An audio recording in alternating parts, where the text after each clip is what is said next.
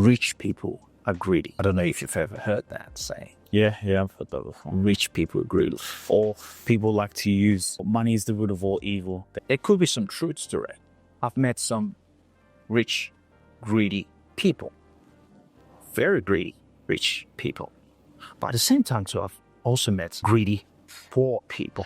Greed has no preference on either you must be rich for me to connect myself to you. You could be poor and greedy. You could be rich and greedy. Collin Makaki is a global mentor and owner of multiple successful businesses. Collin Makaki is a visionary speaker dedicated to personal growth and coaching sales teams to enhance company profitability. And family man to the core. He is the owner of multiple successful businesses. His mentoring extends to individuals, aspiring business leaders, guiding them in transforming their ideas into successful ventures. And is dedicated with a focus on both personal and professional growth, driving economic growth through innovative business strategies. Join Collins on this journey to turn aspirations into reality, fostering success worldwide.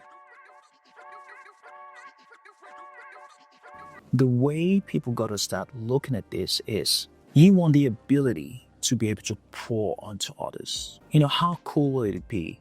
Let's say, for example, you've got that need to be able to help others. Being rich gives you the ability to go, you know what? I can change the world.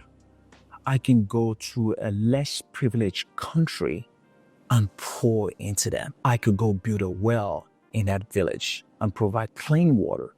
I can go into that village and provide electricity. I can build schools. I can send my loved ones to private hospital when they're ill. Or my mom is being evicted from her home.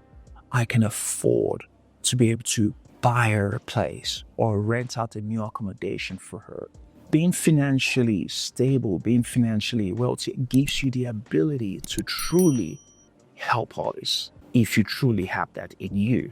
Now, understanding this, wealth does not really change people. It only amplifies what already exists in you.